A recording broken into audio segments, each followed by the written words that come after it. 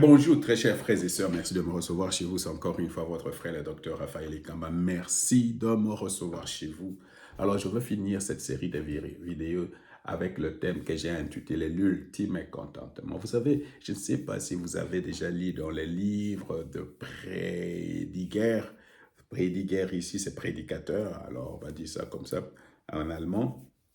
Ou Ecclésiaste, alors dans le chapitre 12. Dans le chapitre 12 d'Ecclésiaste, les mots sous le soleil revient 26 fois.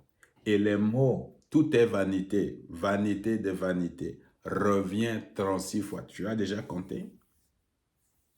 Alors, tu vois, quand ces mots-là reviennent souvent, et ça c'est la remarque ou l'observation de Salomon. Il a tout essayé. Il a regardé là-bas, il a mangé, il a bu, il a couché avec les femmes, il a tout fait. Et puis à la fin du compte, il vient, il dit, sous le soleil, tout est vanité des vanités. Tout va passer. Il n'y a rien qui va demeurer éternel. Il dit, tout est vraiment tout est frustration, tout est vraiment, on chasse les vents, tout est vraiment, n'a pas une existence éternelle. Tout va passer. Alors, tu sais, souvent, beaucoup d'entre nous, notre joie, notre contentement est lié au matériel, est lié aux choses que nous voyons, aux choses que nous aimons. Mais toutes ces choses-là vont passer. C'est pourquoi même quand tu es maintenant content là, tu ne seras pas toujours content, tout le temps. Non, non. Pourquoi cela? Parce que Dieu a mis quelque chose à nous qui nous rappelle. C'est comme, c'est comme une alarme qui nous rappelle toujours tu es sur la terre. Et tant que tu es sur la terre, tu ne seras jamais content. Il n'y a qu'un seul endroit où tu vas être content, c'est quand tu es dans la présence de Dieu. Alors, il y a parmi nous qui ont tout. Ils ont des maisons, ils ont tout, mais ils sentent qu'il y a quelque chose qui manque. Et tu n'es pas content, tu n'es pas... Alors, l'ultime contentement, ça veut dire l'ultime satisfaction que tu vas éprouver va venir par le fait que toi, tu vas un jour venir dans le royaume des cieux, dans la présence de Jésus, et tu seras pour toujours content. Alors, c'est ce que le psaume 17, verset 15 dit. Le psalmiste dit ceci. Pour ma part, lorsqu'il m'aura été fait justice, je contemplerai ta face et à mon réveil, je pourrai me rassasier de la vue de ton image. Alors, rassasier ici, c'est il faut avoir l'image de quelqu'un qui a faim et qui mange et tout à coup il n'a plus faim. Il est rassasié, il est satisfait, il est content. Alors, c'est ce que David est en train de dire ici. Il dit, comme Salomon, tout sur la terre est vraiment vanité. Tout est seulement frustration. Mais un jour, le jour où je vais mourir, je veux me réveiller dans la présence de Dieu et ce jour-là, je veux voir Dieu face à face et moi, je serai quoi? Rassasié. C'est ce qu'il est en train de dire. Maintenant, la question est de savoir tout simplement, si toi tu dors maintenant, là, tu meurs, c'est ce que je veux dire. Tu vas te réveiller où? Dans la présence de Dieu ou dans la présence du diable?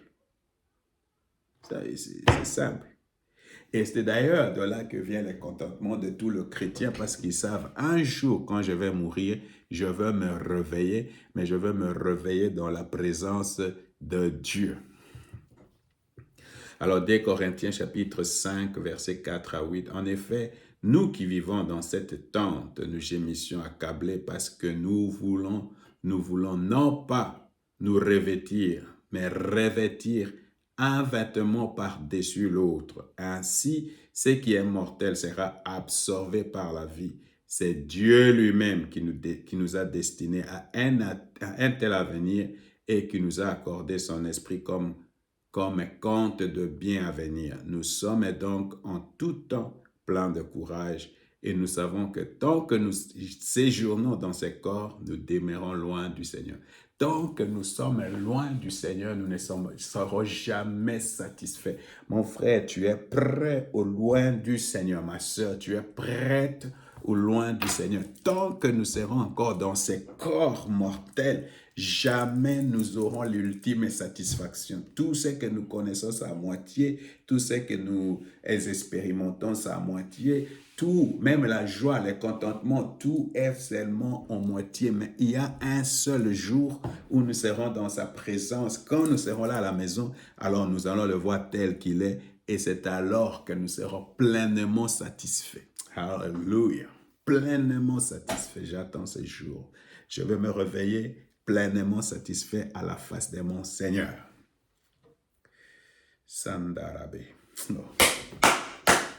Nous sommes donc en tout cas pleins de courage et nous savons que tant que nous séjournons dans ce corps, nous demeurons loin du Seigneur. Quand nous vivons guidés par la foi, non par la vue.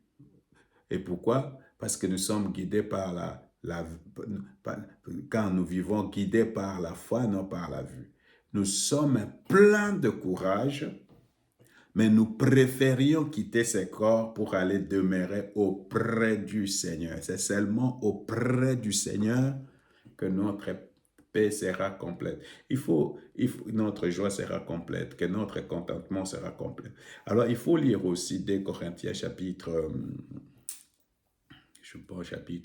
4, versets 17 à 18. La Bible parle aussi de l'éternité. Tu sais, sur cette terre, pour que nous soyons contents, nous soyons vraiment dans les contentements, il faut faire ce que la Bible dit. Quand nous vivons guidés par la foi et non pas par la vue, notre foi voit déjà cette réalité éternelle, cette satisfaction éternelle qui nous attend. Par la foi, nous ne sommes pas encore là-bas, mais nous savons que ce jour-là, quand je vais mourir, ou peut-être enlevé, je vais être dans la présence de mon Seigneur. Je serai là à la maison et tout à coup, je veux voir le Seigneur et je suis dans le contentement éternel, dans la félicité éternelle. Alors, je ne sais pas, c'est la question qui est la plus importante.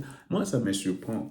Je ne sais pas, ça commence à me faire peur parce que moi, quand je suis venu dans la foi, notre objectif, c'était pas d'être prospère, c'était pas d'avoir beaucoup d'argent, mais notre objectif était toujours le ciel, vivre le ciel, être dans la présence de Dieu un jour, vivre dans l'éternité un jour.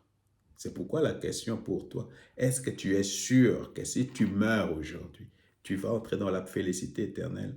Tu vas voir la face de Dieu et te dire, voilà, oh, c'est ce que moi j'étais en train de croire, c'est comme ça. Et tu viens et tu es rempli d'un contentement, comme David dit, toujours tu es rassasié. Tu n'as plus faim parce que tu as vu le Seigneur face à face tel qu'il est. C'est ça notre but.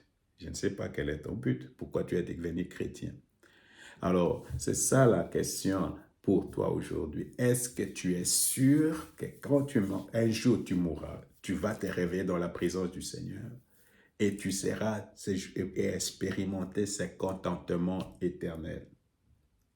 Je te laisse cette question, c'est toi qui dois répondre. Si toi, tu ne peux pas répondre à cette question, tu es dans les troubles, mon frère, tu es en difficulté, ma soeur. Tu dois répondre si tu es vraiment sur le chemin